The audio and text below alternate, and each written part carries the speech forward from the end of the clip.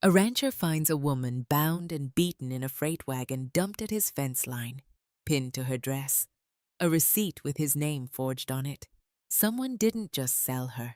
Someone made sure that if she's found, he hangs for it. But here's what nobody expected. She's not a victim waiting to be saved.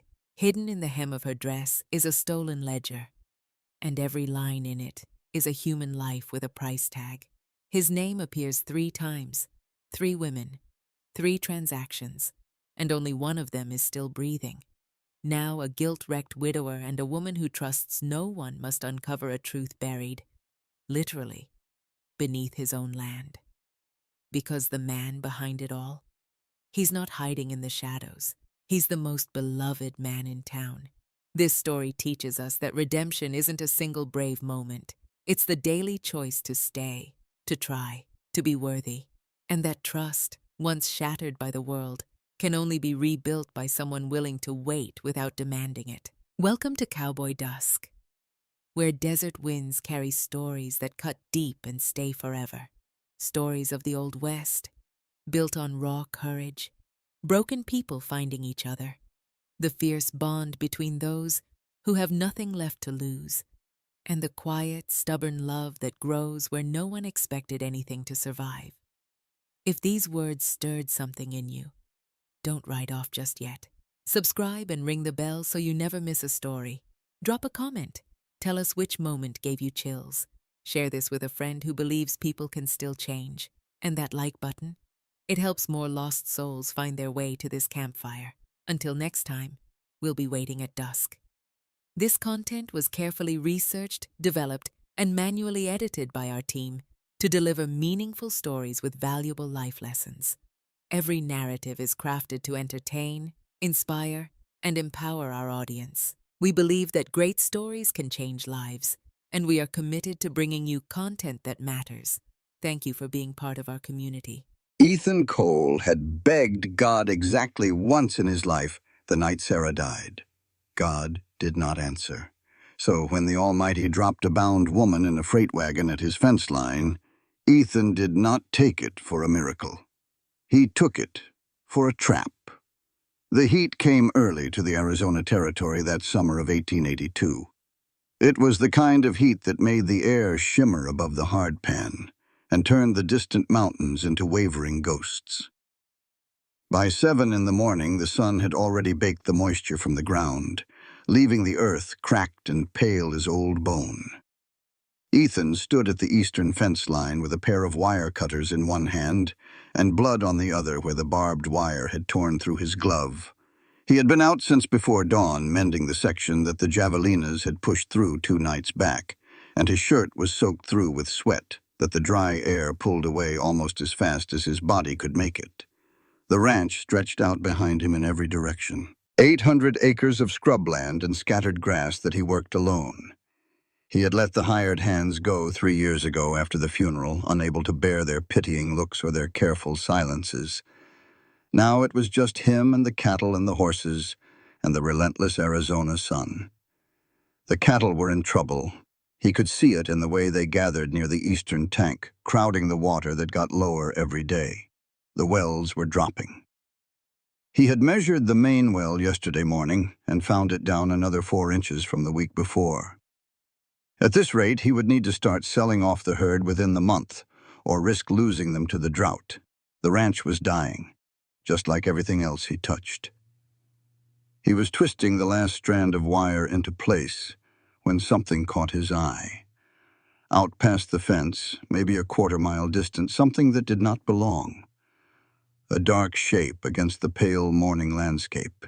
Ethan squinted and lifted a hand to shade his eyes. A wagon. There was a wagon sitting by his fence, the horse still in traces, its head hanging low. He set down the wire cutters and studied the scene before moving. Out here, a man learned to read the ground the way a schoolteacher read books. The wheel tracks came from the north road. Single horse, not a team. The animal was a sorry specimen, ribs showing through a dull coat, standing motionless in the growing heat, too exhausted even to flick away the flies that had begun to gather. Ethan estimated the wagon had been sitting 2 to 3 hours, by the way the horse's sweat had dried in crusted white lines along its flanks. He drew his revolver and approached from the side, keeping his movement slow and deliberate. Out here, an abandoned wagon could mean anything. Bandits used them as bait sometimes, leaving a rig in plain sight to draw a man close while their partners waited with rifles in the scrub. Ethan had survived this territory for 10 years by not being stupid. The wagon was a plain affair, the kind used for hauling supplies. Its canvas cover was torn in places, flapping listlessly in the faint breeze. There was no driver. He circled wide, checking the scrub on all sides. Nothing. No tracks leading away except the ones leading in. Whoever had brought this wagon here had either ridden back the way they came, doubled up on another horse, or they had planned this delivery very carefully indeed. The smell hit him when he got within 10 feet. Sweat and something darker, something that spoke of human suffering. Ethan pulled back the canvas with the barrel of his revolver. For a moment his mind simply refused to process what he was seeing. A woman lay on the wagon bed, curled on her side like a child seeking comfort in sleep. But this was no peaceful rest. Her wrists were bound with rough rope, the knots professional and tight, the kind that someone who had done this before would tie. The skin beneath the rope was torn and bloody. Her dress, once perhaps blue or gray, was so stained with dirt, and worse, that its original color was impossible to determine. Her hair hung in tangled ropes across her face, and even in unconsciousness her features were drawn tight with pain. She could not have weighed more than 100 pounds. Whoever had held her had not been generous with food. A piece of paper was pinned to her dress, just above her heart. Ethan holstered his revolver and pulled the note free with fingers that had gone very still. 3 words, written in a crude, blocky hand. Paid. Delivered. And below that, a signature. E. Cole. His name. His signature, or something close enough to pass. The world seemed to tilt beneath him. He read the words again, then again, as if somehow their meaning might change. But they remained the same, stark and terrible against the yellowed paper. This was not just a crime dropped on his doorstep. It was a crime signed with his name. If anyone found her here, if a lawman or a neighbor stumbled across this wagon, Ethan Cole was the buyer of record. Someone had not just wanted to sell this woman. Someone had wanted to make certain that if things went sideways, Ethan Cole would be the one who hanged for it. He pulled his knife from his belt and climbed into the wagon bed, his boots thudding against the wooden planks. Up close he could see the bruises that darkened her arms, the places where rough hands had gripped and held. He began to saw through the bonds, working carefully to avoid cutting her damaged skin. The woman stirred as the rope fell away. A sound escaped her. Not quite a word, more a moan of fear and exhaustion. Her eyes fluttered open. They were gray, those eyes. Gray like winter rain. And they were not empty. They were scanning, moving fast. Her hand scraped along the wagon bed, searching for something. She was not surrendering. She was preparing to fight back. "You paid for me," she whispered, her voice raw and broken. "Now do it." The words hit Ethan like a physical blow. He rocked back on his heels. "I did not pay for anything," he said, and his own voice came out harder than he intended. "I did not do this to you." She did not believe him. He could see that in the way her eyes kept moving, measuring distances, calculating options. When the ropes fell free, she did not collapse into gratitude. She scrambled to the far corner of the wagon and pulled her knees to her chest. Defensive posture, the wariness of a trapped animal. Ethan looked at the knife in his hand. Then he set it on the wagon bed between them, blade toward himself, and stepped back. He gave her the weapon. He gave her the choice. She stared at the knife. At him. At the knife again. She did not pick it up, but she did not look away from it either.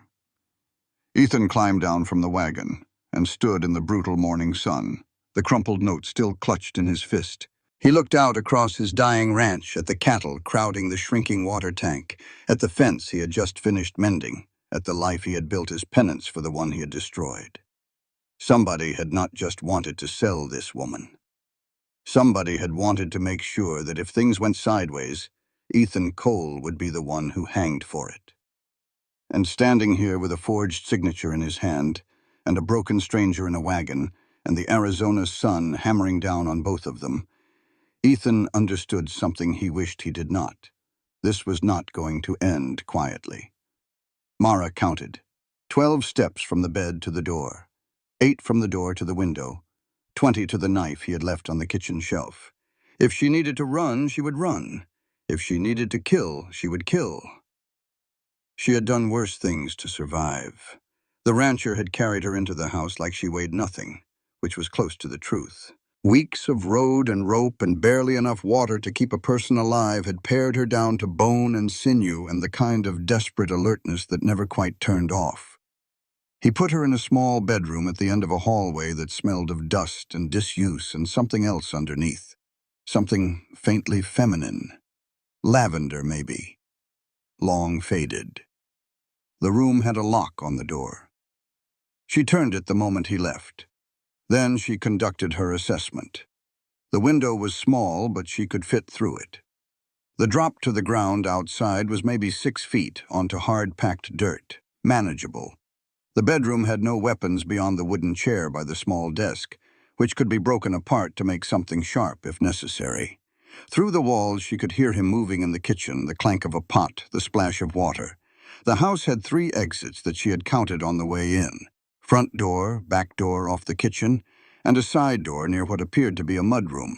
The rancher kept a rifle by the front door and wore a revolver on his hip.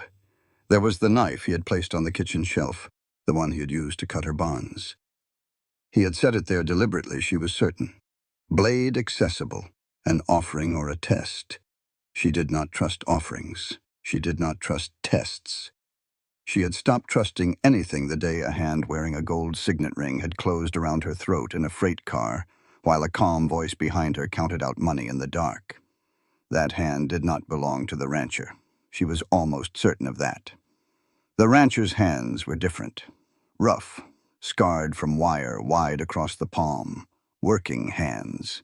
Not the smooth, pale fingers that had pressed against her windpipe while she fought and clawed and lost. Mara sat on the edge of the bed and carefully checked the hem of her dress. The stitching was intact. The small ledger she had stolen from the handler's coat pocket 3 weeks ago, during the only 5 seconds he had been distracted enough to make theft possible, was still there. Thin as a prayer book, hard-backed, filled with columns of numbers and coded entries that meant nothing to anyone who did not know what they were looking at. Mara knew what they were looking at. Each line was a person. She pulled the ledger from the hem and slid it under the mattress. Then she lay down and stared at the ceiling and tried to stop her hands from shaking. The rancher knocked on the door an hour later. Not pounded. Knocked softly and waited. "I have water," he said through the wood, "and something to eat. I will leave it outside the door if you would rather I did not come in." She said nothing. She heard him set something down, heard his boots retreat down the hallway. She waited 3 full minutes before she opened the door. A pitcher of water and a plate of cornbread sat on the floor. The hallway was empty. She ate standing up, her back against the wall, her eyes on the hallway. The cornbread was dry but edible, and the water was the sweetest thing she had tasted in weeks. She drank until the pitcher was half empty, then made herself stop. Drinking too fast after prolonged thirst could make a person sick. She had learned that in the wagon, the hard way. In the afternoon, the rancher rode out to check on his cattle. She watched him through the window as he saddled the big bay gelding and headed east toward the herd. She waited until he was a small figure against the horizon. Then she moved. She went through the house quickly. Kitchen, front room, the hallway, 2 bedrooms. His bedroom had a photograph on the dresser, a young couple standing before a church. The woman was pretty, fair-haired, smiling. The man was the rancher, younger by some years, with a softness about his face that was gone now. There was a trunk at the foot of the bed containing women's clothing carefully folded, everything covered in a thin layer of dust. She found the gun cabinet in the front room, locked. She found a box of rifle cartridges on a high shelf in the mudroom. She found a stack of newspapers 3 months old from Prescott. She found a tin of coffee, a bag of flour, strips of dried beef in the pantry. She found in the bottom drawer of the desk in the front room a bottle of whiskey, unopened, with dust on the cap. She did not find anything that suggested the rancher had expected her arrival. No extra supplies, no restraints, no second bedroom prepared. Whatever he was, he had not planned for this. She went to the barn. The rancher's second horse, a chestnut mare, stood in a stall, already saddled from the morning. The barn door was not locked. She could take the mare and ride, right now, before he returned. Mara stood in the barn doorway and looked at the desert. It stretched to every horizon, a vast expanse of brown and gold and pale green scrub under a sky so blue it hurt. The heat rose from the ground in visible waves, turning the distant mountains to watercolor smears. She estimated the temperature at 110 degrees, maybe higher. She had no water beyond what she could carry. She had no food. She had no knowledge of the terrain, no map, no idea which direction led to the nearest town or settlement. The desert was beautiful. The desert was a death sentence. Freedom stood right there in that stall, saddled and ready. All she had to do was ride. And she would be dead of heat and thirst within 24 hours, her body picked clean by vultures before anyone found what was left. The landscape itself was a prison, bigger than any rope. Mara walked back to the house and closed the door behind her. That night she could not sleep. She lay in the bed in the dead woman's room and listened to the sounds of the house settling in the cooling air. Somewhere a coyote howled.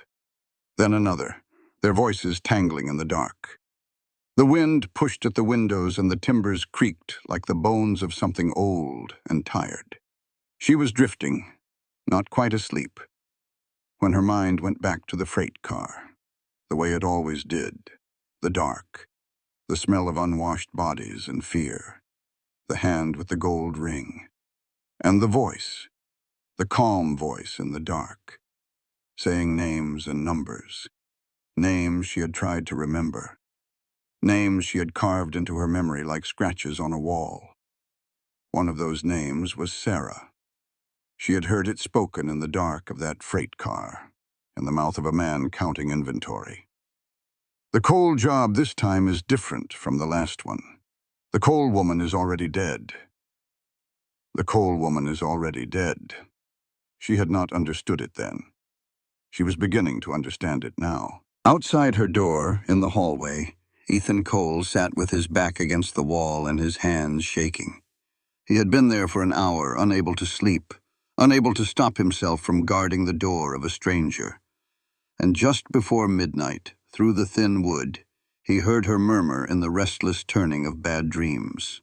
Most of it was unintelligible, but one word came through clear as a bell in the silent house. Sarah. Ethan went cold from the inside out.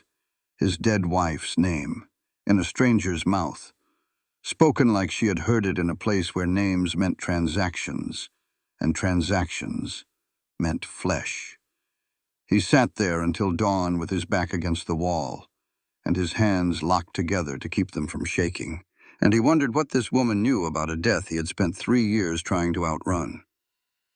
The men who came the next morning were not gunfighters. They were delivery boys. 2 kids in their 20s with a bill of lading and the confused look of clerks who did not understand why the rancher was pointing a rifle at them from his porch. "We have got a receipt here for services rendered," the taller one said, holding up a folded paper like a white flag. "Invoice says to deliver it to the coal ranch and collect a signature confirming receipt of goods." "What goods?" Ethan said. The kid looked at his partner. His partner shrugged. "Freight services. Special delivery. $300 paid in full, received by E. Cole." He squinted at the paper. "Inquiries directed to Rook and Associates, Prescott." Rook and Associates. Ethan felt the name settle into his gut like a cold stone. "Who sent you?" he asked.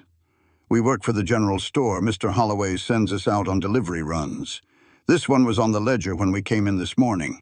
I do not know who wrote it up." The kid's eyes moved nervously to the rifle. "Look, mister, we are just doing our jobs. We do not want any trouble. Then ride back to Prescott and tell whoever wrote that invoice that there is nothing here to sign for." They left in a hurry, their horses kicking up dust as they went. Ethan stood on the porch and watched them go and felt the trap closing tighter around him. This was not random violence. This was paperwork. Someone had created a paper trail that linked Ethan Cole to the purchase of a human being, complete with invoices and receipts and a forged signature. You could not fight paperwork with a gun. Inside the house, behind the locked bedroom door, Mara listened to the exchange and understood something the rancher was only beginning to grasp. Whoever had done this was not working in the shadows. They were operating in broad daylight through legitimate businesses, using the machinery of commerce to buy and sell people the same way they bought and sold cattle feed. The system was not broken. The system was working exactly as designed. It was just designed for evil. Ethan saddled his horse within the hour. He needed information, and information meant Prescott. He told Mara he would be back before dark. She said nothing. She just watched him go from behind the kitchen window, her fingers resting on the knife he had left on the shelf. The ride to Prescott took the better part of 2 hours under the blazing afternoon sun. The town was a bustling settlement by Arizona Territory standards, home to maybe 2,000 souls. It had a main street lined with shops and saloons, a courthouse that served as the seat of territorial law, and all the trappings of civilization such as it was this far from the coast. Ethan noticed things he had never paid attention to before. The bulletin board outside the post office was plastered with advertisements, positions for housekeepers and seamstresses and school teachers. Good wages, room and board, respectable families. He stared at those advertisements and wondered how many of them were real. How many were traps identical to the one that had caught Mara. He tied his horse outside the general store and pushed through the door. The interior was cool and dim, smelling of coffee and leather and sawdust. Ben Holloway stood behind the counter, his white apron straining across his considerable belly. He looked up as Ethan entered, and his broad face arranged itself into a smile that did not quite reach his eyes. "Ethan Cole. Have not seen you in, 2 months? Beginning to think you had gone hermit on us up there on that ranch." "Ben." Ethan approached the counter and kept his voice level. "I need to talk to you about a delivery that came to my ranch this morning." "Delivery?" Ben's smile flickered. Something moved behind his eyes, quick and darting like a fish in murky water. "That would have been, let me see." He turned to the ledger on the counter, making a show of flipping pages. "Here we are. Feed, fencing wire, and—" He stopped. "And what, Ben?" The shopkeeper was staring at the ledger. His face had gone pale under his tan. "That is not. I did not write that entry. I swear to you, Ethan."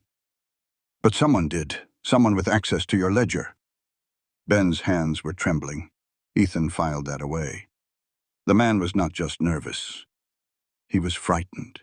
Deeply, viscerally frightened in the way of someone who had been living with fear for a long time and had just watched it take a shape he could not ignore. "I owe money, Ethan," Ben said very quietly. "The store, the supplies, the credit line that keeps this place running. It all comes from one source. You know who I mean." "Say the name." Ben's throat worked. "Gideon Rook." The name hung in the air between them. Ethan had heard it before, of course. Everyone in Prescott knew Gideon Rook. He was the town's most prominent businessman, its most generous benefactor. He had funded the new schoolhouse. He donated to the church every Sunday. He employed half the working men in town through his various enterprises, mining and freight and cattle brokering, and half a dozen other ventures. The autumn festival was Rook's festival, paid for out of his own pocket. Mother spoke of how he had covered their children's doctor bills. The territorial governor had shaken his hand at last year's Independence Day celebration. Gideon Rook was the best man in Prescott, and Ben Holloway was shaking like a leaf at the mention of his name. Ethan did not press further. He had learned what he needed from Ben for now. The shopkeeper knew more than he was saying, but fear had its own schedule, and pushing too hard would only drive him deeper into silence. He left the store and walked down Main Street to the Red Rose Saloon.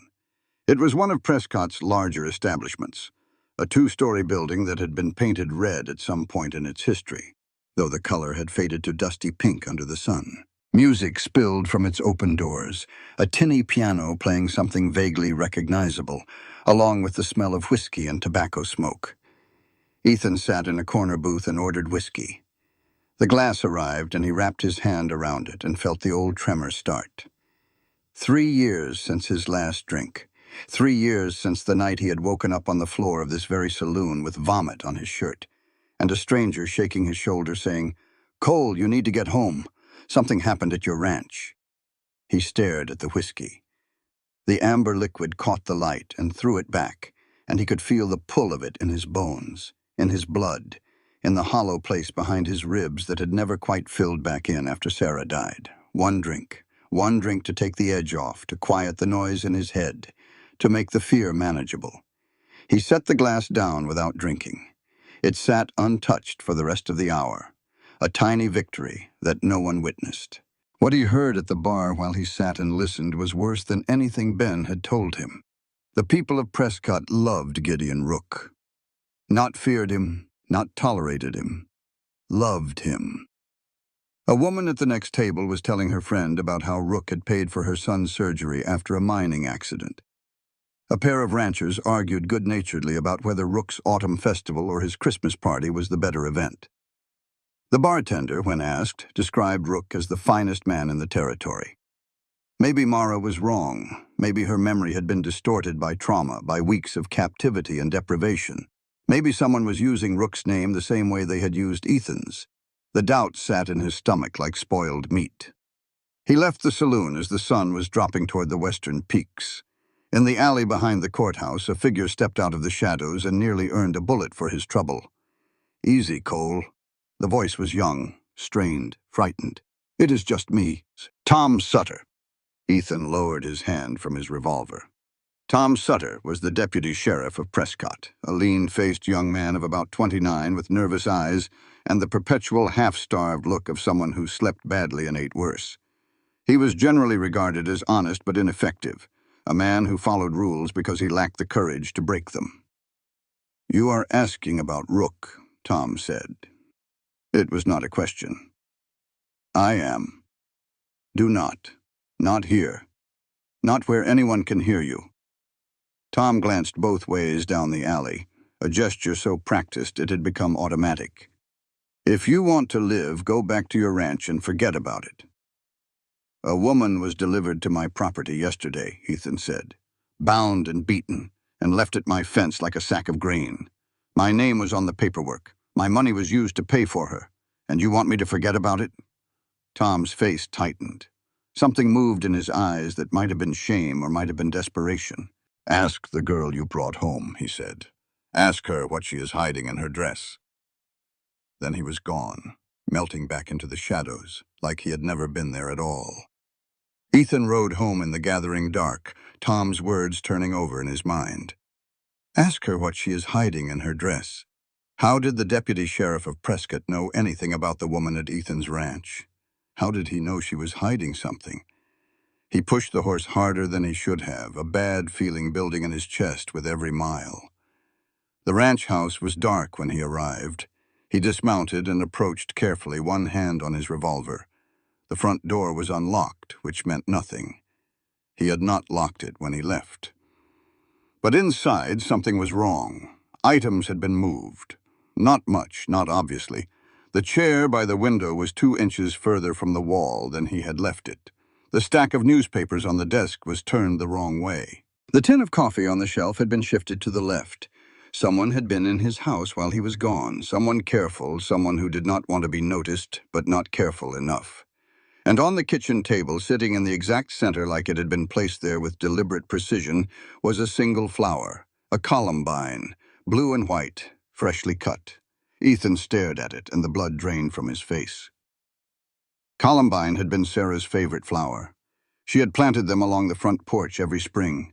They had bloomed the year she died and then withered when no one watered them, and they had not come back since.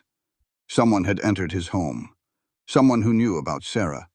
Someone who had left a message that said, without words, "We can reach into your life whenever we choose. We know your secrets, we know your ghosts, and there is nothing you can do about it." Ethan stood in his kitchen holding a dead woman's favorite flower, and hearing a dead woman's name in a stranger's restless sleep, and Tom Sutter's voice in his skull telling him to ask what she was hiding. Maybe he was not the only one keeping secrets in this house. Maybe nobody was what they seemed. Maybe even the ghosts were lying. Down the hall, behind the locked door of the spare bedroom, Mara lay awake in the dark, her hand resting on the ledger beneath the mattress, and waited for the sound of his boots in the hallway. When she heard them stop outside her door, and then move on, she released a breath she had not known she was holding. Tomorrow, she told herself. Tomorrow she would decide whether to trust him. Tonight, she would just survive.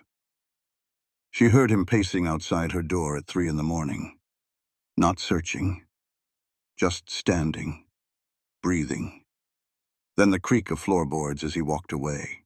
Mara clutched the ledger under her pillow and asked herself who was more dangerous, the man outside the door or the men who had sold her to him. The next morning, something had changed. The rancher came back from Prescott wearing a different face, colder, more guarded. He moved through the house with the contained energy of a man who had learned something that he was not yet ready to share. When he spoke to her, which was rarely, his words were careful and measured, stripped of the rough gentleness he had shown in those first hours after cutting her free. Mara recognized the shift because she had spent her life reading people the way some people read weather. In the foundling home, you learned early that survival depended on knowing which adults were safe and which were dangerous, and the ones who went quiet were usually the most dangerous of all. The nuns had taught her letters and numbers and scripture. The other children had taught her how to steal food without being caught. The older girls had taught her to sleep with one eye open, and all of it together had taught her that trust was a luxury she could not afford. But the days passed, and the rancher did not threaten. He did not demand. He did not enter her room or touch her or raise his voice. He worked on the ranch from dawn to dark, mending fences and hauling water for the cattle, and doing the 100 small tasks that kept a dying operation breathing for one more day. He left food for her in the kitchen. He knocked before entering any room. He kept his distance. And in the spaces between, when they could not avoid each other, a strange intimacy began to form.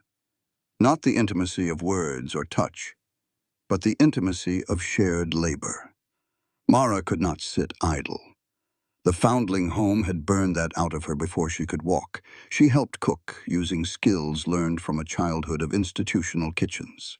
She helped draw water from the failing well, hauling buckets by hand, while the rope burned her palms in the exact same places where the binding rope had cut them raw. They worked side by side in silence, and the silence spoke louder than any conversation. On the third day, Mara found Ethan in a room she had not entered before. The door was open, and she passed it on her way to the kitchen and stopped. It was a woman's room. Lace curtains on the windows, a quilt on the bed in faded blues and yellows, a vanity table with a brush and mirror still laid out as if someone might return at any moment. And in the center of the room, sitting on the floor, Ethan Cole was burning letters. He was feeding them one at a time into a small tin pail, watching the paper curl and blacken and collapse into ash. His face was blank, his eyes focused on something that existed only in the space between the flame and the paper.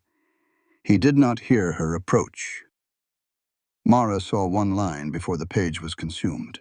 The handwriting was feminine, slanted, elegant in the way of someone who had been taught penmanship by someone who cared about such things. "I do not blame you, but I wish you had been home that night." Then the paper was gone, and the words were ash, and Ethan looked up and saw her standing in the doorway. Neither of them spoke. His eyes were dry. Hers were not. And in that moment, watching him burn his dead wife's letters in a room that still smelled faintly of her perfume, Mara understood something that changed everything. Ethan Cole was not a grieving widower. He was a guilty one. The discovery did not repel her. It drew her closer. Because Mara knew guilt. She knew it the way she knew hunger and cold and the particular silence of a room where something terrible had just happened. She carried her own guilt like a stone in her chest, the memory of a man's face as her fist connected with his jaw, the sound of a child crying behind her as she was escorted from the schoolhouse for the last time, knowing she had done the right thing and knowing that the right thing had cost her everything. They were alike, both carrying self-inflicted wounds, both running from what they had done. That night, Mara made her decision.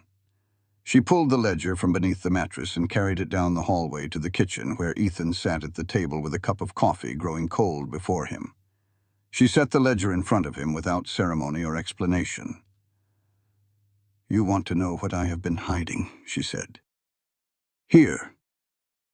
Ethan looked at the ledger, then at her, then he opened it. The pages were filled with columns of numbers and letters in a neat, precise hand. Dates, dollar amounts, coded abbreviations, destinations. To anyone who did not know what they were looking at, it would appear to be an ordinary bookkeeper's record, a shipping company's accounts, maybe, or a freight operations manifest. Mara sat down across from him and translated. "Each line is a person," she said. Her voice was flat, detached, the way a surgeon's voice might sound when describing an operation. Grade A means a young woman, under 25. Grade B means older. The numbers in the third column are the prices. They vary based on... She stopped and swallowed hard. They vary based on quality. Ethan turned the pages slowly. His face did not change. His hands did not tremble. But something behind his eyes was coming apart. "There," Mara said, pointing to an entry midway through the book. "That is me. Grade A, $300, destination Arizona, and the buyer name." She paused. "E. Cole."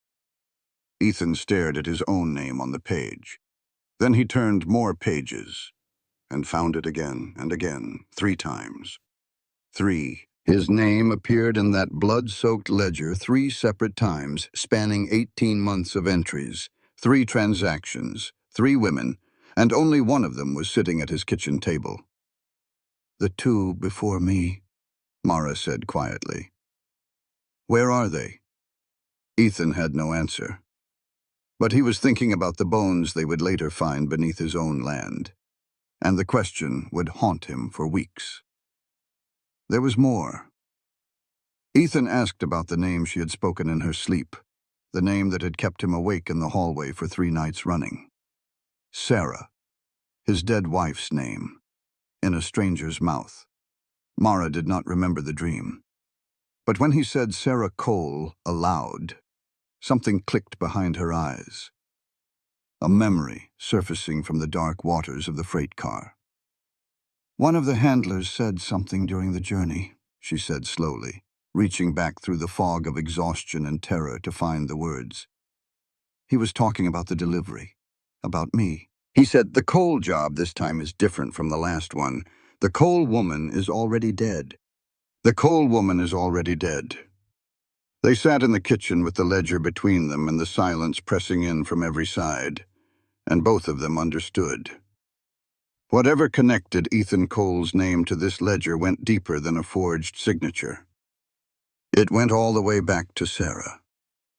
All the way back to the night she died. 3 times.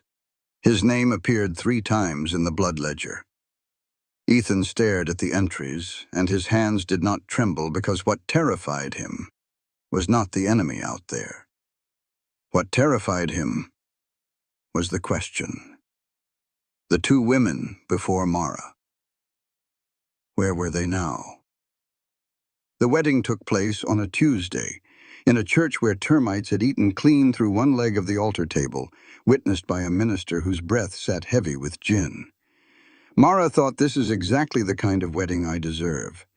Ethan thought, this is the stupidest thing I've ever done. They were both right. The decision was not romantic.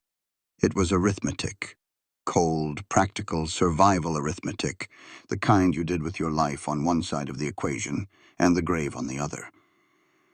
Territorial law says a married woman falls under her husband's legal protection, Ethan had explained the evening before, standing in the kitchen with the ledger open between them. No third party can claim her. No bill of sale, no invoice, no forged receipt means anything if she has a lawful husband. You are suggesting I find a husband, Mara said. I am suggesting we sign a paper. That is the same thing. It is not. This is protection, a shield, nothing more. Mara studied him across the table. The lamplight threw shadows across his face, deepening the lines around his eyes and the hollows beneath his cheekbones. He looked older than 34. He looked like a man who had been carrying something heavy for a very long time and had forgotten what it felt like to set it down. I have conditions, she said. Name them. I keep a knife by the bed. You do not enter my room at night. And when this is over, I leave. Ethan nodded. Agreed. All three. All three.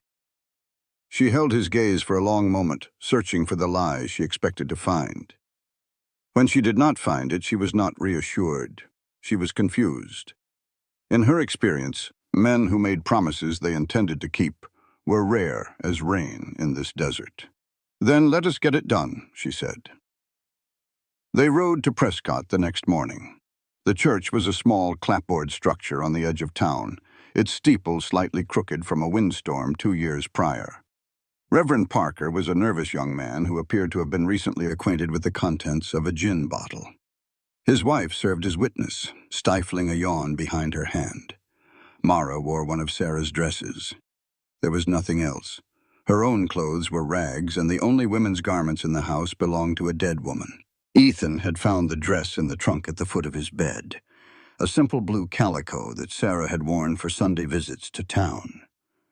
When Mara put it on, the fabric settled against her body like a ghost's embrace, too large in the shoulders and too short at the ankle, smelling of cedar and lavender, and 3 years of absence.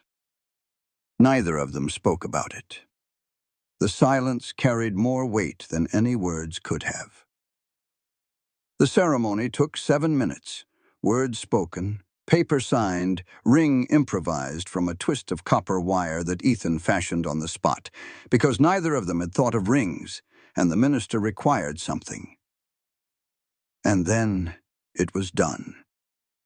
Mara Hale was Mara Cole, and the trap had been sprung in reverse. They were coming down the church steps into the midday sun when the voice reached them. My warmest felicitations to the bride and groom. Ethan's hand went to his revolver. Mara stopped on the bottom step, her whole body going rigid. Gideon Rook stood in the shade of the church's single cottonwood tree, holding a cake box tied with white ribbon. He was perhaps 52 years old, tall, well-built, in the way of a man who had once done physical labor, but had long since graduated to the kind of power that required only a voice and a signature. His hair was silver at the temples, swept back from a high forehead.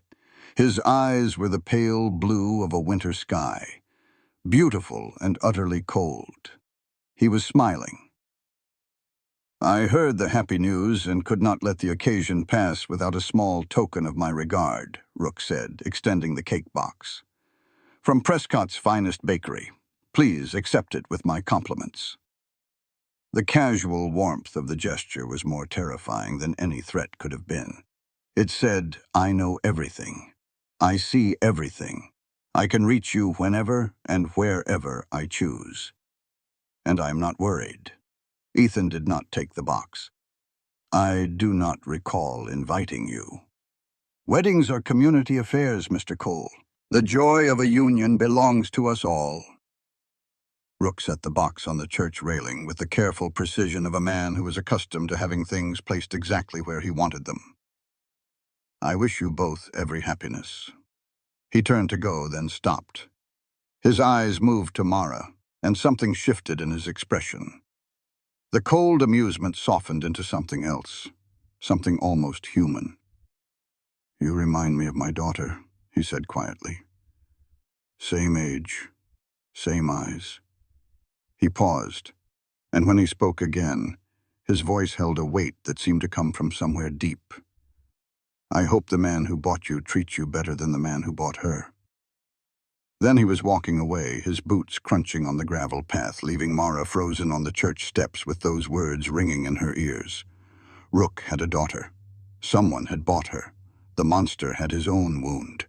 She filed the information away, turning it over, examining it from every angle. It did not make him less dangerous. If anything, it made him more so. A man who had been hurt could justify anything.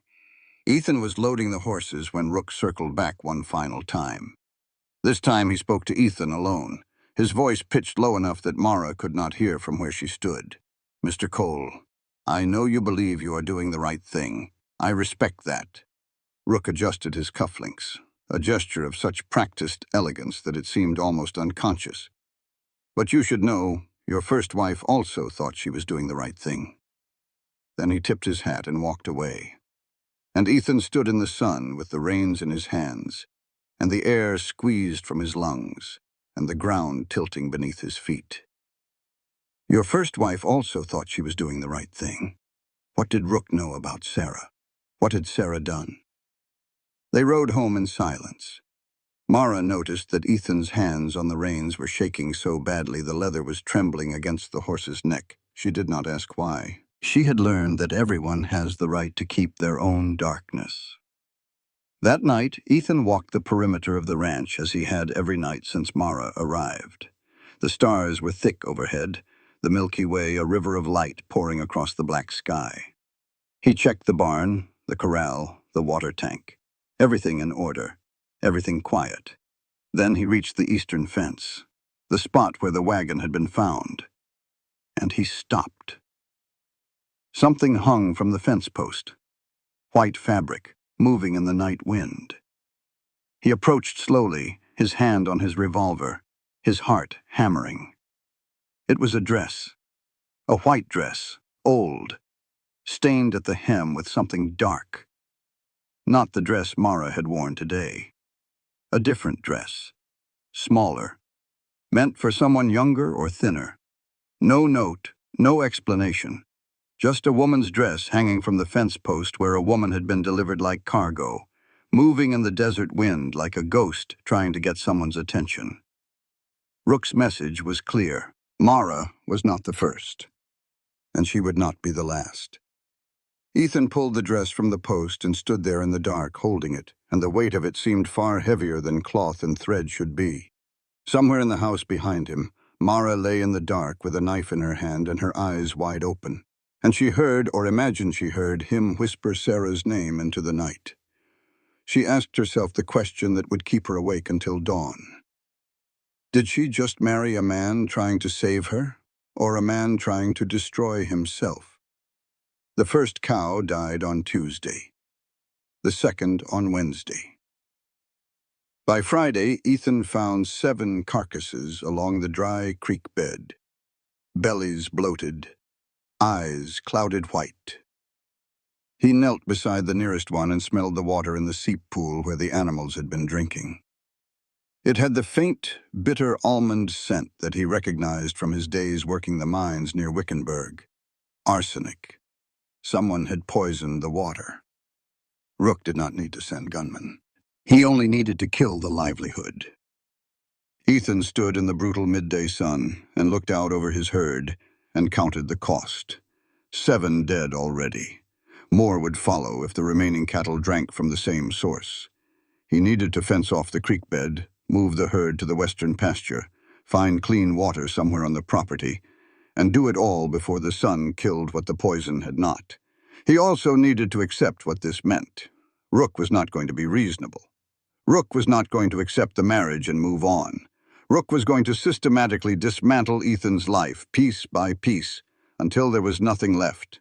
No money, no water, no herd, no ranch. And when the ranch was gone, Mara's protection went with it. A married woman with a husband who had nothing was not much better off than a woman with no husband at all. In Prescott, in the sheriff's office, Tom Sutter sat at his desk long after the other deputies had gone home. He pulled a photograph from his desk drawer and looked at it. Lily, his daughter, 4 years old, gap-toothed smile, dark hair like her mother's. She lived with Tom's sister in town. He saw her on Sundays when he was not working and some Wednesdays when he could steal an hour in the afternoon. Everything he did for that face in the photograph. He opened a hidden drawer at the back of the desk and pulled out a map. Rook's Southern Ranch, a property 30 miles south of Prescott, near the territorial border. Tom had been tracking shipments to this location for months. He had dates. He had estimated numbers. He had watched wagons go in and never seen the cargo come out. And he had drawn his own conclusions. He added new notes to the margin of the map. 3 more women arriving from Colorado. 11 days, routed through the Southern Ranch. He heard footsteps in the hallway and shoved everything back into the drawer so fast he tore the map's edge. The footsteps passed. A door opened and closed somewhere down the hall. Tom exhaled. He looked at Lily's photograph again. "Soon, sweetheart," he whispered. "Daddy is almost done." He slid the letter he had been writing to the territorial judge in Tucson back into the hidden drawer. He was not ready to send it. Not yet, but soon. Back at the ranch, Ethan returned from fencing off the contaminated creek to find the barn empty. Mara's horse was gone. Panic hit him like a fist. He ran to the house, checked every room, called her name. Nothing. She was gone. She had taken the horse and ridden off into the desert, and she was going to die out there in the heat, and he was going to lose another woman because he was not there when it mattered. He was halfway to the corral, saddling his own horse with hands that shook, when he heard hoofbeats on the north road. Mara came riding over the rise at a canter, her borrowed dress dark with sweat, her face flushed from the sun, and a look in her eyes that he had not seen before. "Where the hell have you been?" The fear came out as anger the way it always did with him. "Prescott. You rode to Prescott alone? Do you understand what could have—" "I went to see Ben Holloway." Mara dismounted and pulled a folded paper from her bodice. "And I got what you could not." She handed him the paper. It was a schedule, delivery dates and routes for Rook's freight operation, including a shipment of specialty goods arriving from Colorado in 11 days, routed through a property south of Prescott. "How did you get this?" "I showed Mr. Holloway the ledger. I showed him where his name appeared beside 14 transactions. And I asked him to choose between explaining those entries to me or explaining them to a territorial judge." Ethan stared at her. The fury was still there, hot and tight in his chest. But underneath it was something else. Admiration, maybe. Or fear of a different kind. The kind that comes when you realize the person you have been trying to protect does not need protecting nearly as much as you thought. "You could have been killed," he said. "I could have been killed lying in that wagon. I could have been killed every day for the last 4 weeks. At least this time I chose the risk." Mara's eyes met his, steady and unblinking.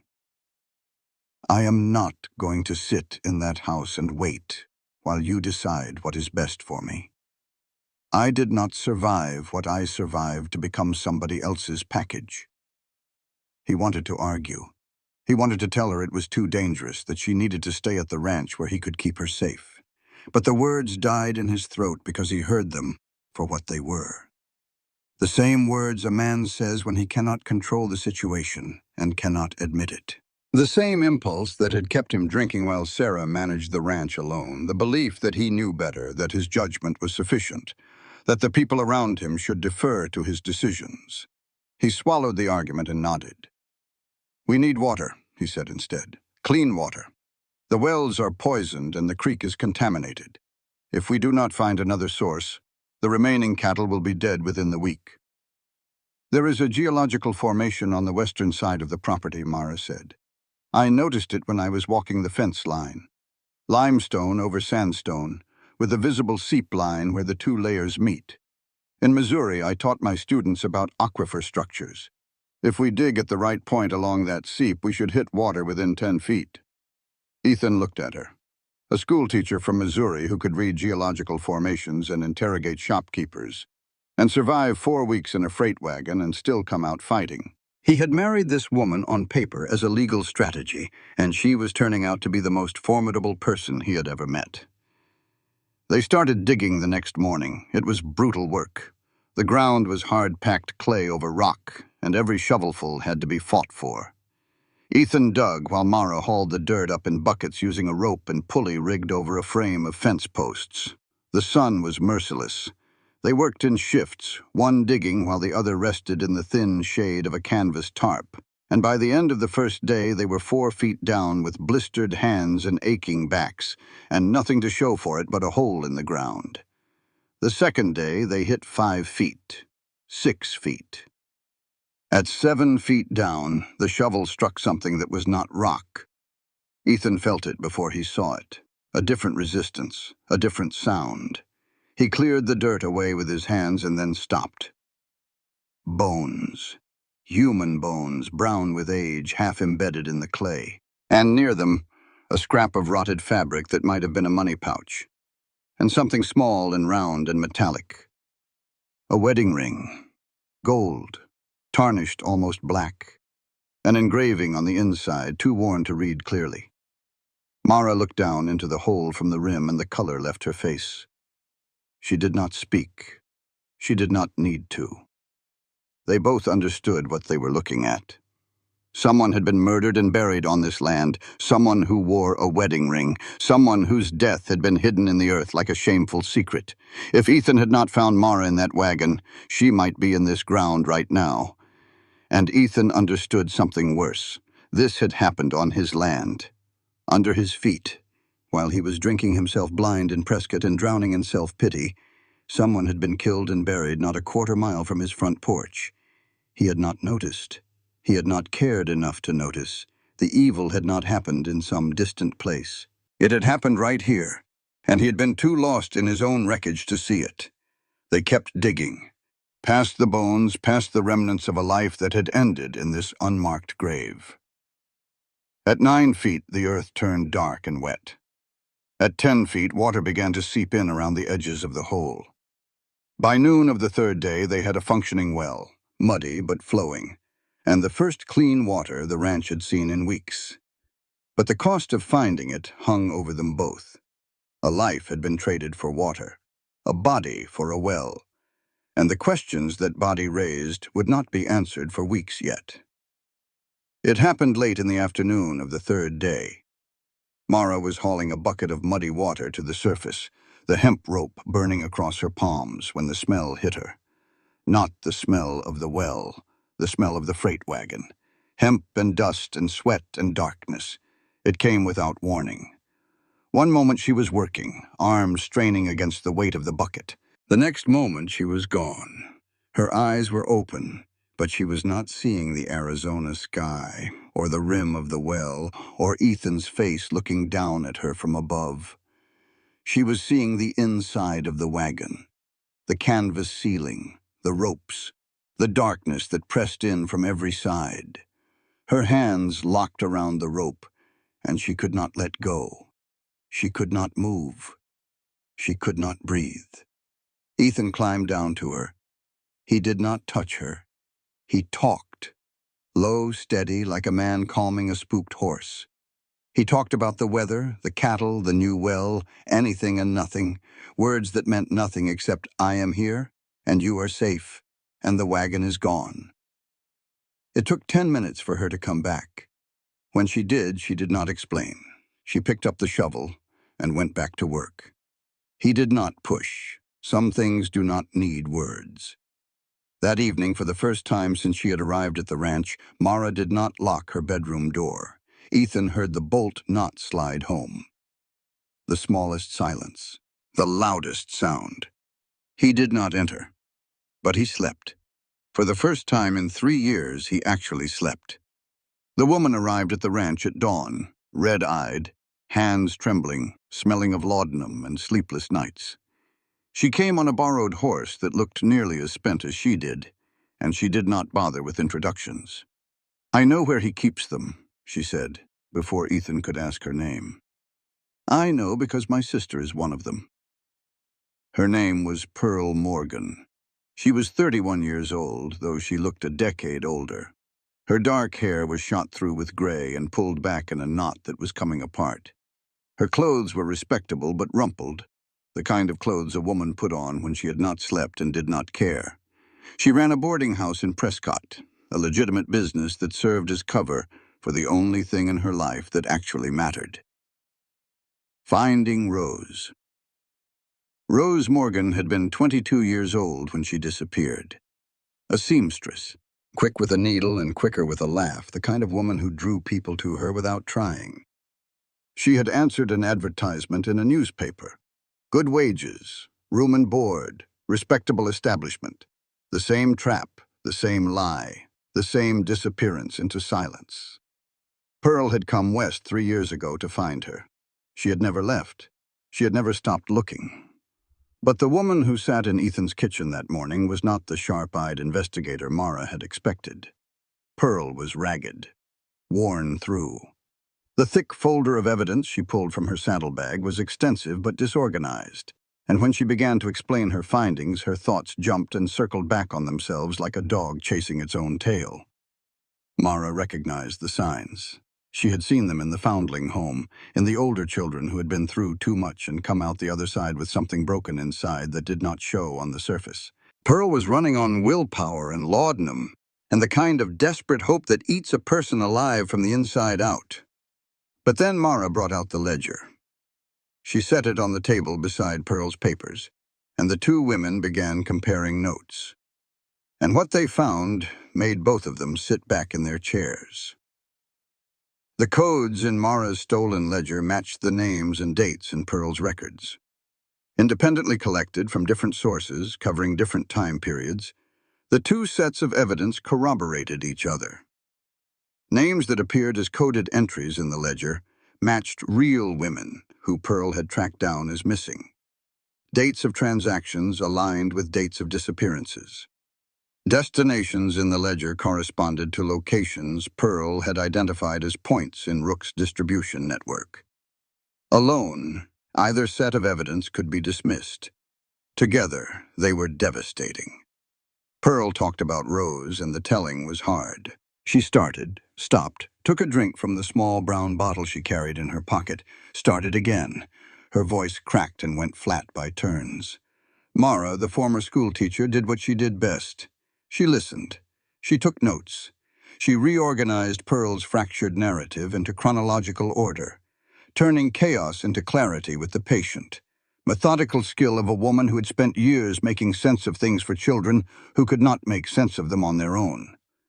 "There is a ranch south of Prescott," Pearl said, "about 30 miles near the territorial border. Rook uses it as a holding facility. The women are kept there before they are delivered to their buyers.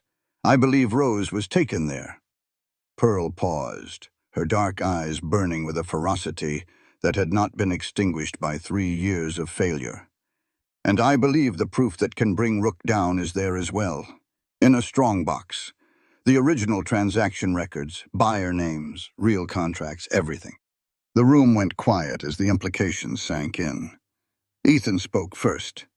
"We send the evidence to the territorial judge in Tucson. Let the law handle it." "The law," Pearl laughed, and there was no humor in it. "The sheriff owes Rook money. The territorial judge plays cards with him every Saturday night. There is no law for men like Rook. There is only power, and he has more of it than anyone else in this territory. Then we send it to someone outside the territory, a judge who is not bought. And wait weeks for a response? Months? Rook has a shipment arriving in 8 days. 3 women from Colorado. If we wait, they disappear into the system and we never find them." Mara spoke then, and her voice cut through the argument like a blade. "We go south. We get the evidence ourselves, before the shipment arrives." Ethan turned to her. No, absolutely not. That place will be guarded. Then we go prepared. You are the one Rook wants.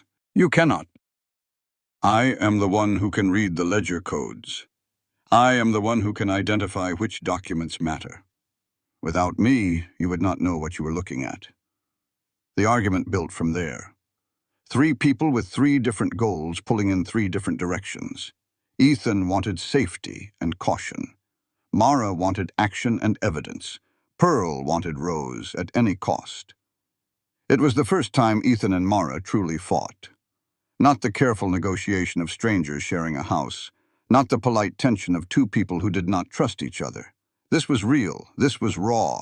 Two people who had come to know each other well enough that they knew exactly where to aim. Ethan said they needed to think it through.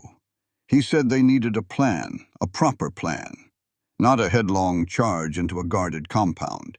He said it was too dangerous. Mara heard what he was really saying. She heard the word that lay beneath every argument he made. The word he did not speak.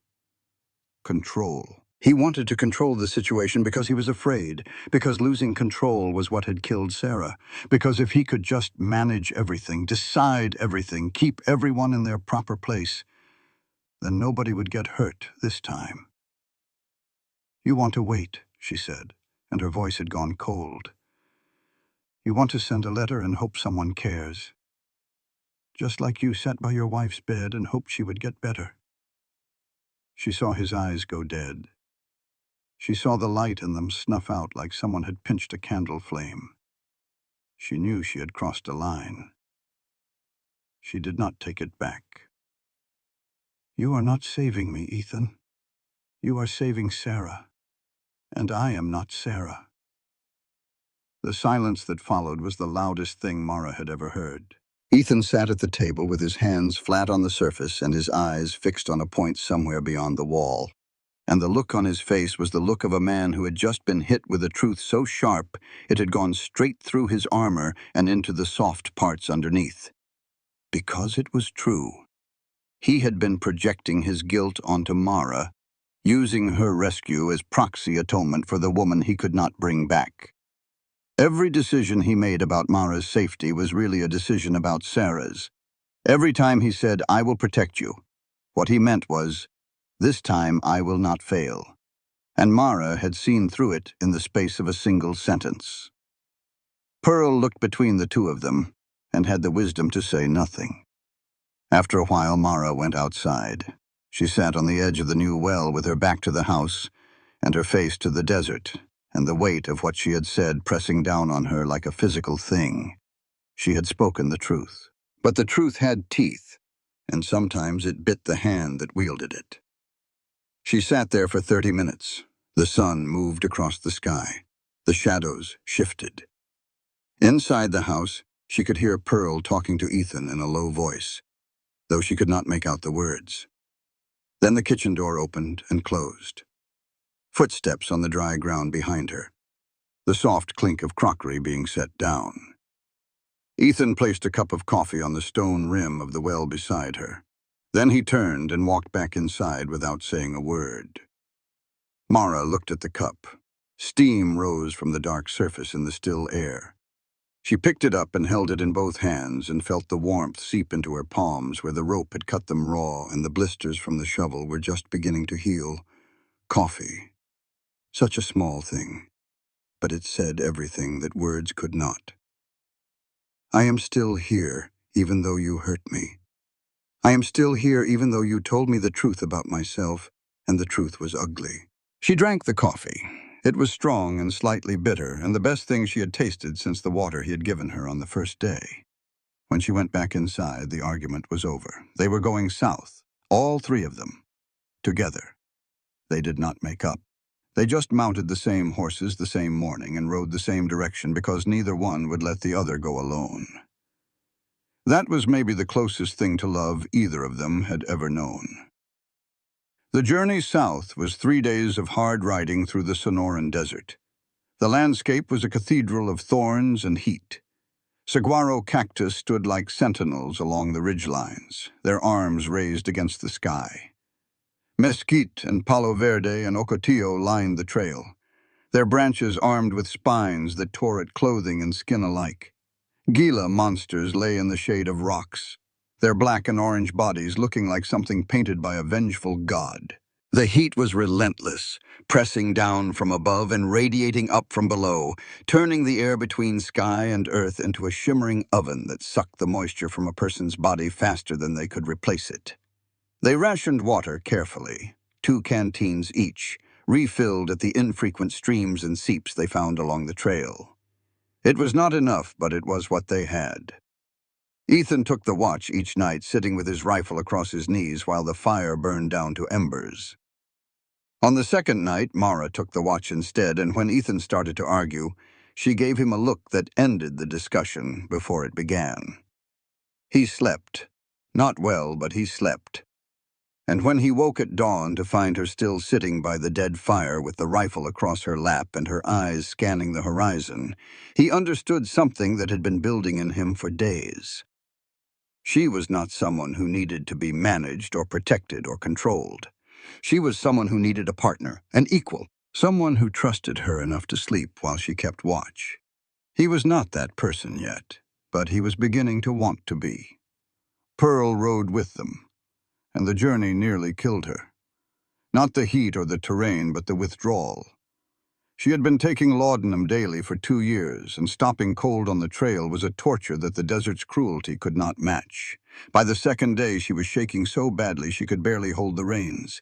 By the second night, she was vomiting and delirious, seeing things in the dark that were not there, calling out for Rose in a voice that made the horses stamp and snort with unease. Mara cared for her. She held Pearl's hair back while she was sick. She talked to her through the deliriums, low and calm, the voice she had used with her students when they were frightened. She held Pearl's hands when the tremors got bad, and she did not let go. Ethan watched and recognized the moment for what it was. Mara was leading now. Not because she had claimed authority or demanded it, but because she was better at this than he was. She had the patience he lacked. She had the gentleness he had forgotten. And she had the particular strength of a person who had been through hell and came out the other side still capable of tenderness. He let her lead. He did not realize until later how much that cost him, or how much it earned him. On the evening of the second day, in a cold camp where they dared not light a fire for fear of being seen, Mara told Ethan what Rook had said to her outside the church. The words he had spoken when Ethan was not listening. "You remind me of my daughter. Same age, same eyes. I hope the man who bought you treats you better than the man who bought her." Ethan listened without expression. When she finished, he was quiet for a long time. "Rook had a daughter," he said finally. "That is what he said. And someone bought her. That is what he implied." Ethan stared into the darkness where a fire should have been. A man whose daughter was stolen and sold, who then built an empire on stealing and selling other men's daughters. He shook his head slowly. "What kind of person does that?" "The kind who decided that since the world took everything from him, he was going to take everything from the world," Mara said. "I have seen it before.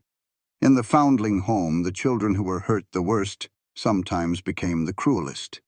Not because they were born bad, because they learned that the only way to never be a victim again was to become the predator." They reached Donna Elena Gutierrez's hacienda on the evening of the third day.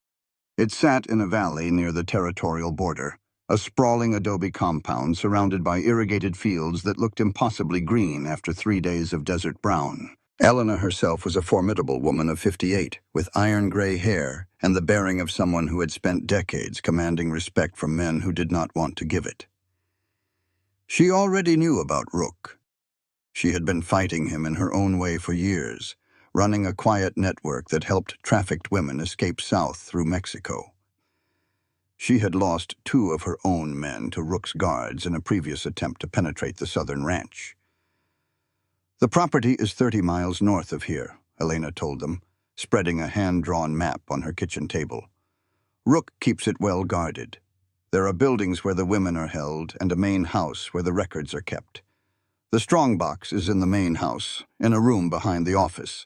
I know this because one of my men got close enough to see it before they shot him.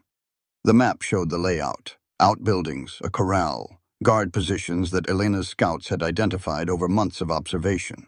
And the main house at the center, a fortress of adobe and timber where Gideon Rook kept the paper trail of his empire. Elena also showed them a photograph. She had obtained it from a former employee of Rook's operation who had fled south across the border. It showed the southern ranch, the main house in the background, and in the foreground, standing beside Rook, a young woman. The young woman was smiling. Her hair was brushed. Her dress was clean and well-fitted. She wore no chains, no ropes, no visible signs of captivity. She looked for all the world like a woman who was exactly where she wanted to be. Pearl saw the photograph and made a sound like an animal that had been shot. She grabbed it from Elena's hand and held it close to her face, and her eyes went wide, and her breath came in short, sharp gasps. "Rose," she whispered. "That is Rose." The room went very quiet. "Your sister appears to be working for Rook voluntarily," Elena said carefully. "She calls him father. She manages the household accounts. The women who pass through the ranch report that she is kind to them, but does not help them escape. She believes Rook saved her." Pearl lowered the photograph. Her hands were shaking. Her eyes were dry, which was somehow worse than tears. 3 years, she said. Her voice was flat, empty, scraped clean of everything except bewilderment. 3 years I have been looking for her. 3 years believing she was a prisoner waiting to be rescued. And she has been. She stopped. She could not finish the sentence. The silence pressed in from every side. Ethan spoke, and later he would recognize this as the moment he failed. He was tired. He was angry. He was frightened by what lay ahead, and the words came out before he could weigh them. "She had a chance to leave, and she chose to stay. That is her decision. We cannot force someone to be rescued." Mara turned to look at him, and in her eyes he saw something he had not seen before: disappointment. Not the hot, sharp kind that comes from a sudden betrayal, but the slow, cold kind that comes from watching someone you had begun to respect say exactly the wrong thing. Because Rose had not chosen. Rose had been stolen as a young woman, sold to a stranger, and then recaptured by the same system that had trafficked her. Whatever she believed about Rook, whatever affection she felt for the man she called father, those feelings had been planted in the soil of her captivity by the same hands that had put her in chains. She had not chosen Rook. She had been shaped by him. Mara said nothing, but the distance between her and Ethan widened by a measure that both of them felt. That night, while the others slept, Mara sat in the darkness and asked herself a question she had been avoiding. Why was she doing this? Why was she riding toward danger instead of away from it? Was it justice she wanted, or revenge? The honest answer was both. She wanted Rook to answer for what he had done. She wanted the women in that compound to go free. She wanted the system that had swallowed her whole and spit her out broken to be destroyed, root and branch. And she wanted Gideon Rook to suffer. Not because suffering would undo what had been done to her, but because the part of her that still hurt, that still woke at night with the smell of the wagon in her nostrils and the weight of the ropes on her wrists, that part wanted the man responsible to know what it felt like. She was not a saint. She was a woman who had been broken and put herself back together with rage and will and the stubborn refusal to die. And if that meant her motives were impure, then so be it. Pure motives were a luxury for people who had not been sold like livestock. Pearl found her in the dark. The older woman sat beside her without speaking. When she finally broke the silence, her voice was the coldest Mara had ever heard. "Whether my sister chose him or not, Rook still has to answer, not for Rose, not for For the 100 others who had nobody looking for them. The plan was simple. Get in, take the documents, get out. The plan collapsed in the first 4 minutes when Ethan realized the southern ranch did not have 3 guards like Elena had said. It had 12, and one of them was Tom Sutter. They approached from the south under a moon that was barely a sliver, 3 riders moving single file through the scrub, their horses' hooves muffled with strips of burlap tied over the shoes. Elena had drawn them a route that avoided the main approaches, threading through a dry wash that came within 200 yards of the compound's rear wall.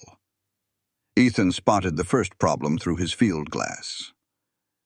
The guard positions Elena had mapped showed 3 men on rotating patrol, but the compound was lit with more lanterns than 3 guards would require, and he counted at least 8 figures moving between the buildings. "Something has changed," he whispered to Mara. "There are too many." "The shipment," Pearl said from behind them. "It must be arriving early. They have increased the guard." They should have turned back. Ethan knew that. Every instinct honed by 10 years in this territory told him to retreat, regroup, find another approach. But Pearl was already moving forward, her eyes fixed on the main house, her body vibrating with the desperate energy of a woman who was 200 yards from answers she had been chasing for 3 years. And Mara was watching Ethan with an expression that said clearly, "If you tell me to turn back now, I will go alone." They went in. The rear of the compound was less guarded than the front, as Elena had predicted. A low adobe wall, maybe 5 feet high, separated the yard from the wash. Mara went over first, silent as a cat, and dropped into the shadow of a storage building. Ethan followed. Pearl was assigned to guard the escape point at the wall, watching for patrols and keeping the horses ready. Mara moved through the compound like she had been doing this her whole life. She was small enough to stay in the shadows that the larger buildings cast, and she moved with the focused economy of someone who had learned that hesitation killed. The main house was at the center of the compound, a 2-story adobe with a tile roof and iron-barred windows on the ground floor. Ethan had worried about getting inside, but Mara found what she needed at the back. A storeroom window, barred but not locked. The bars were set wide enough for a woman of her size to squeeze through. "I am going in," she whispered. "Stay here. Watch the door." "Mara, I am the one who can read the codes, you know that." She was already pulling off her coat, making herself as slim as possible. "If I am not out in 15 minutes, leave without me." He wanted to argue. The old Ethan would have argued, would have insisted on going himself, would have needed to be the one in control. But he had learned something in the past weeks, in the desert and the well and the kitchen, where she had told him the truth about himself. He had learned that love was not control. Love was trust, even when trusting felt like dying. 12 minutes, he said, and I am not leaving without you. She squeezed through the bars and disappeared into the dark of the storeroom. Inside, Mara navigated by touch and by the thin moonlight that filtered through the windows. The storeroom led to a hallway. The hallway led to the office. The office door was locked, but the lock was old and the frame was soft, and she used her knife to work the latch open in under a minute. Something she had learned in the foundling home, where the pantry lock was the same model, and a hungry child was a resourceful child. The strongbox was where Elena said it would be. Behind the desk, bolted to the floor, a heavy iron box with a combination lock. Mara did not need to open it. She needed the papers on the desk and in the filing cabinet beside it. Contracts, shipping manifests, buyer records. She used the codes from the stolen ledger to identify the documents that mattered, working fast, stuffing papers into the cloth bag she had brought. She was 9 minutes in when she heard the scream. High, female, terrified. Coming from outside, coming from the direction of the escape point, coming from Pearl. Mara froze. Then she grabbed the last handful of documents, shoved them into the bag, and ran. What had happened was this. Pearl had been at her post, watching, waiting, and then the craving had hit, not gradually, not gently, but with the full, crushing weight of a body that had been denied its poison for 3 days. Her hands shook, her vision blurred. Her skin crawled with a fire that only laudanum could extinguish. She left her post for 5 minutes. 5 minutes to get to her saddlebag. 5 minutes to find the bottle she had hidden there, despite promising herself she would leave it behind. 5 minutes that changed everything. During those 5 minutes, a young woman came around the corner of the storage building. She was carrying a lantern and a ring of keys, and she was heading for the storeroom, probably to check on supplies. She saw the horses tied at the wall. She saw the gap in the patrol, and she opened her mouth and screamed. It was Rose, Pearl's sister, the woman Pearl had spent 3 years searching for. And Rose did not scream for help because she was frightened. She screamed because she was doing her job. She was protecting the compound, protecting Rook, protecting the world she had been absorbed into. She looked at the horses, and she looked at the wall, and she knew exactly what they meant, and she raised the alarm. Pearl came running back from the saddlebag in time to see her sister standing in a pool of lantern lights screaming for the guards. She stopped. She stared. Rose stared back. "Rose," Pearl said. "Rosie, it is me. It is Pearl." Rose looked at her sister, and then she screamed louder. Guards came running. Guns were drawn. And in the chaos, a figure appeared that none of them had expected. Tom Sutter, dressed in range clothes instead of his deputy's uniform, moving through the confusion with the practiced ease of a man who had been here before. He saw Ethan. Ethan saw him. For one frozen moment they stared at each other, and the realization passed between them like an electrical current. Tom was not Rook's man. Tom was working from the inside, gathering his own evidence, building his own case. They had been fighting the same fight from different sides of the same wall, and now those two fights had collided in the worst possible way. Tom made his choice in the space of a heartbeat. He pulled his gun and fired into the air, drawing the guards' attention away from the wall where Mara was climbing through. "Over here," he shouted. "Intruders at the north fence." The guards turned. Ethan used the distraction to grab Pearl, who was still standing frozen in the lantern light staring at her sister. Mara came over the wall with the document bag clutched to her chest and landed hard on the other side. Tom ran for the wall. He was 10 steps away when the bullet took him in the back. He went down fast. Not gracefully, not dramatically.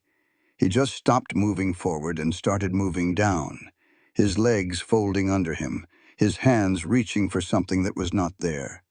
He hit the ground face first and did not get up. Ethan saw it happen. He saw the young deputy fall, and he saw the dark stain spreading across the back of his shirt, and he saw Tom's hand open and close once on the dirt, and then stop. No final words, no dramatic last breath. Just a man who was alive and then was not. Somewhere in Prescott, a 4-year-old girl named Lily had just become an orphan. They ran. There was nothing else to do. Ethan hauled Pearl onto a horse. Mara was already mounted. They rode into the darkness with gunfire cracking behind them, and the shouts of guards fading into the distance, and Tom Sutter's body lying in the dirt of a compound he had infiltrated to bring down the same man they were all fighting. They did not stop until the horses could not run anymore. They made a cold camp in a dry wash, miles from the ranch, huddled in the dark, breathing hard, saying nothing. Pearl sat apart from the others, her brown bottle of laudanum in her hand. She did not drink from it. She just held it. And when Mara came to sit beside her, Pearl said very quietly, "It was my fault.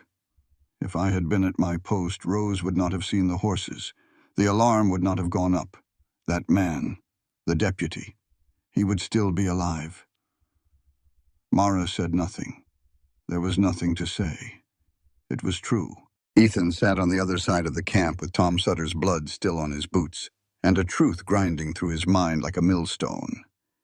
He had said just hours ago that Rose had chosen to stay, that it was her decision, not their problem. And then Tom Sutter, a man with a 4-year-old daughter, had died trying to help them. Tom had not chosen to be shot. Rose had not chosen to be sold. Sarah had not chosen to be abandoned. The only person in this whole cursed story who had ever had a real choice and chosen wrong was Ethan himself. Mara found him in the dark. She did not say she was sorry. She did not say it was not his fault. She sat down beside him in the dirt and the dark and the silence, and she stayed. Because sometimes the only thing you can give a drowning man is not a rope. It is the presence of someone willing to go under with him. The Tucson courtroom was hot enough to melt the ink on the clerk's desk. Gideon Rook sat in the dock wearing a three-piece suit, spine straight, pale blue eyes aimed at nothing in particular, looking more like a territorial senator than a man who sold human beings by the pound. And when his gaze found Mara in the witness gallery, he smiled. That smile almost made her run. The trial had taken weeks to arrange. After the raid on the southern ranch, Ethan had ridden straight to Tucson with the documents from the strong box. He had presented them to a territorial judge named Harker, who had a reputation for being one of the few men in the Arizona territory that Rook's money could not reach. Harker had looked at the evidence, listened to Ethan's account, and issued a warrant within the hour. Rook was arrested at his office above the Red Rose Saloon on a Wednesday morning. He did not resist. He straightened his tie and told the arresting officers that they were making a mistake that would cost them their careers, and then he went quietly, because Gideon Rook was a man who believed absolutely in his own invincibility. The trial began in August, with the summer heat pressing down on Tucson like a furnace lid. The courtroom was packed every day. People came from across the territory to watch the man who had operated in their midst for so long finally answer for his crimes. Newspaper reporters sat in the gallery scribbling notes that would be telegraphed across the country, and in the front rows the families of Rook's victims gathered to bear witness. But before the trial began, before Mara took the stand, before any testimony was given, Ethan sat in the hallway outside the courtroom reviewing the strong box documents one final time to prepare his own testimony. And that is when he found the paper that broke him. It was a loan contract, the kind any bank might issue, printed on heavy stock, filled in by hand. The borrower's name was written in a feminine hand that Ethan recognized the way a man recognizes his own heartbeat. Sarah Cole. His wife had borrowed $300 from Gideon Rook's lending operation. The collateral was listed as Cole Ranch, all 800 acres, all structures and livestock therein. The terms were predatory, 40% interest compounding monthly. The kind of loan designed not to be repaid, but to be defaulted on. And the default clause read, immediate forfeiture of property and all associated assets. The date on the contract was 2 months before Sarah died. Ethan sat in that hallway with the contract in his hands and the world coming apart around him. Sarah had gone to Rook. His wife, alone, desperate, trying to keep the ranch alive while her husband drank himself to death, had walked into the office of a man who trafficked human beings and signed over everything they owned. Because Ethan had left her no other choice. Because he had been so lost in his own destruction that the only person willing to lend money to a drunkard's wife was a monster.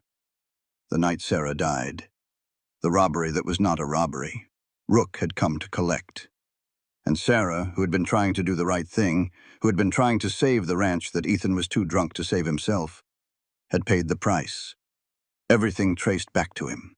The ranch, the trafficking, Mara's delivery. All of it was a chain of consequences that began with Ethan Cole choosing a bottle over his wife. He had 5 minutes before he had to walk into that courtroom and face the public and tell the truth. 5 minutes to absorb the worst revelation of his life.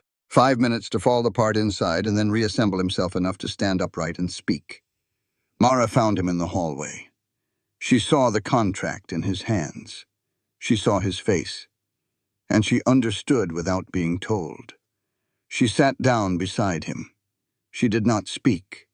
She put her hand over his and held it, and she waited until his breathing steadied. Then she said very quietly, "It is time." He stood. He walked into the courtroom, and he did the hardest thing he had ever done. He told the truth. Mara testified first. She kept it short, clear, direct. She described the advertisement in Missouri, the train ride west, The man at the station, the freight car, the wagon, the ropes, the note pinned to her dress. Her voice only trembled once, when she described waking up and seeing Ethan's face above her and believing she was about to die. Rook's lawyer attacked. "Miss Hale, is it not true that you were dismissed from your teaching position in Missouri for committing an act of violence against a student's parent?" Mara did not flinch. "I struck a man who was beating an 8-year-old child with a belt buckle," she said. "I would do it again." The courtroom went silent. The judge banged his gavel, but his expression said she had won the room. Pearl took the stand next. Rook's lawyer produced her laudanum purchase records from 3 different pharmacies and presented them as evidence of an unreliable witness. Pearl looked at the records and then looked at the lawyer and said, "I became an addict because I spent 3 years searching for a sister who was sold like a piece of furniture. Would you like to discuss the addiction, or would you like to discuss the reason for it?" Then she presented the letter they had taken from the Southern ranch. Rose Morgan's letter to Gideon Rook, written in Rose's own handwriting, calling him father, thanking him for saving her, describing her work managing the household accounts of a facility where women were held like cattle before being sold. The letter was proof that Rook controlled his victims not just through violence, but through psychological manipulation so complete that the victims themselves became instruments of their own captivity. The jury shifted in their seats, and then Ethan took the stand. Rook's lawyer smiled. "Mr. Cole, you are not exactly an upstanding citizen yourself, are you? Is it not true that you abandoned your wife, that you were a known drunkard, and that on the night your wife was murdered, you were unconscious in a Prescott saloon?" Ethan looked at the lawyer, then at the jury, then at Mara, sitting in the gallery with her gray eyes fixed on his face. "I was the worst thing that ever happened to my wife," he said. "I drank. I neglected her. I left her alone on an isolated ranch while I poisoned myself in town. And the night she died, I was not home. I was passed out in the back room of the Red Rose Saloon, while someone murdered her on the ranch I was supposed to protect." The courtroom was silent.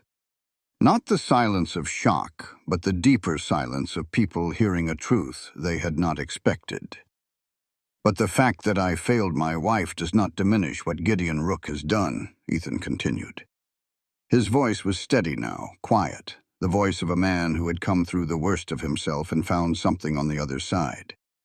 "It only means I understand, better than most people in this room, what it costs when a man looks the other way while someone suffers." No one moved. No one breathed. And then, from the back of the courtroom gallery, a man stood up.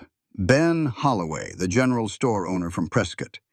His face was red and his hands were shaking and his voice cracked when he asked the judge for permission to speak. The judge, sensing the moment, allowed it. Ben testified. He told the court that he had known about the transactions routed through his store. Not just Mara's delivery, but others before her. Many others. He had stayed silent because he owed Rook money, because he was afraid, because telling himself it was not his business was easier than admitting he had watched human beings get bought and sold through his own general store and done nothing to stop it. He named dates. He named amounts. He confirmed the entries in the ledger that Mara had stolen. Ben Holloway was not a hero. He was a coward who had finally found the bottom of his own complicity and could not stomach what he saw there. And his testimony from a respected longtime Prescott merchant was the nail in Rook's coffin. Because the jury could doubt a traumatized woman.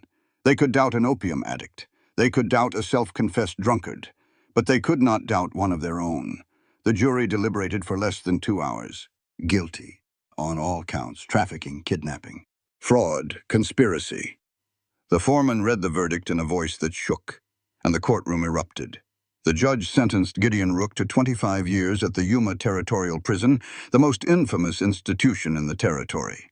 The cells were stone and iron. The temperatures inside reached 120 degrees in summer. The mortality rate was a thing that wardens did not discuss and prisoners did not survive. The judge noted that territorial law did not provide for a longer sentence, but recommended that the prisoner receive no consideration for early release. As the guards escorted Rook from the courtroom, he stopped before Ethan and Mara. His pale blue eyes moved between them with the unhurried calculation of a man who had spent a lifetime measuring people and finding them wanting. "Your wife owed me money, Cole. That ranch is mine by right of contract. You think a marriage certificate and a guilty verdict change arithmetic?" Ethan met his gaze and held it. "The marriage is not a trick, Rook. Not anymore." Something flickered in those cold eyes. Surprise, maybe. Or the recognition of something he had not expected to see. Then the guards pulled him forward and he went, his boot heels dragging 2 lines in the courtroom dust. After the trial, Pearl found Mara outside the courthouse. The afternoon sun was dropping toward the western mountains, and the shadows were long on the dusty street. Pearl looked hollowed out, a woman who had survived the war, but lost too much of herself in the fighting. "I am going to San Francisco," Pearl said, "not to find Rose. Rose knows where I am. If she wants to come home, she will come home." She paused. "I am going because I need to live somewhere that nobody knows who I used to be." Pearl did not get a happy ending. She got survival. She got the chance to start again, carrying her guilt and her grief and the memory of a deputy who died because she left her post. Not everyone heals. Some people just learn to keep walking with the wound. Mara hugged her. It was the first time she had voluntarily embraced anyone since the freight wagon. Pearl stiffened, then softened. Then she pulled away and walked to her horse and rode west without looking back. There was a cost. There is always a cost. Sarah's loan contract was legally binding. The territorial court administering Rook's seized assets enforced the debt. Ethan had to sell 400 of his 800 acres to satisfy the obligation. Half his ranch, half his life's work. And the new well, the one Mara had found, the one they had dug together, the one that had yielded both water and bones, sat on the sold half. They lost it. The new owner was an ordinary rancher named Dawson, a quiet man with no connection to Rook and no interest in other people's drama. Ethan negotiated water rights in exchange for labor. 1 day a week, he would work Dawson's land, hauling water and mending fence on ground that had once been his own. It was not grand atonement. It was not a dramatic sacrifice. It was humble, repetitive daily work, the kind of penance that no one sees and no one celebrates, the kind that actually means something. They rode home on a Tuesday. The desert spread wide on both sides of the trail, brown and burned and beautiful, in the way that only things that survive are beautiful. Sage and dust on the wind, the mountains rising blue and distant against the sky. Neither of them spoke. The silence between them was not empty. It was full, the way a house is full when the right people are in it. At the ranch, Mara stopped at the mailbox. A letter. She opened it and read it and folded it and put it in her pocket. "Who wrote it?" Ethan asked. "A woman in Montana. Someone I have never met." Mara looked at the folded paper in her pocket and something moved across her face that might have been sadness or might have been purpose. She heard about the trial. She was sold too, 3 years ago. She never told anyone, but she says if we are still fighting, she wants to tell us. Ethan nodded. He did not need to say what they both knew. It was not over. It would not be over for a long time. But this part, their part, the chapter that had begun with a wagon at a fence line, and a note that said, "Paid, delivered, E. Cole," this part was done. They rode down to the house. Mara dismounted and stood for a moment looking at the eastern fence. The same fence where she had been delivered like cargo 7 weeks ago. 7 weeks that felt like 7 years.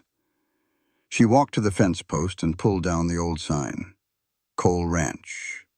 The letters faded and cracked from years of sun and neglect. She set it on the ground and picked up the new sign she had carved the night before they left for Tucson. The letters were rough, but cut deep into the wood. Cole Ranch. established 1882. She hung it on the post and stepped back and looked at it.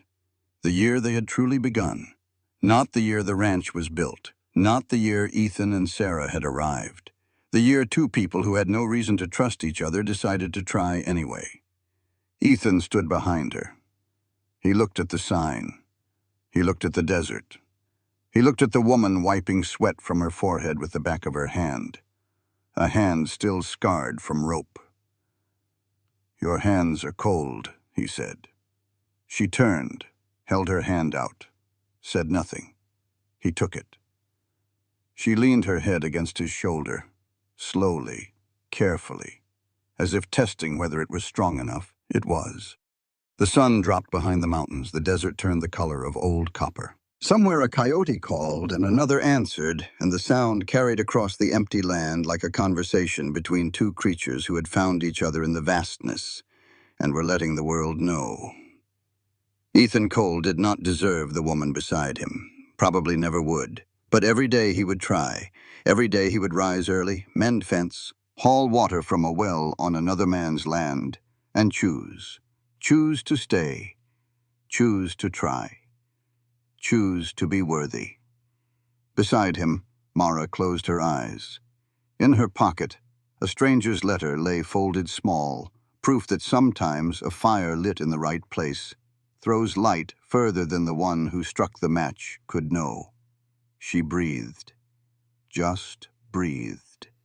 Not counting steps to the door, not measuring the distance to the knife, not planning escape, just breathing. For the first time, that was enough.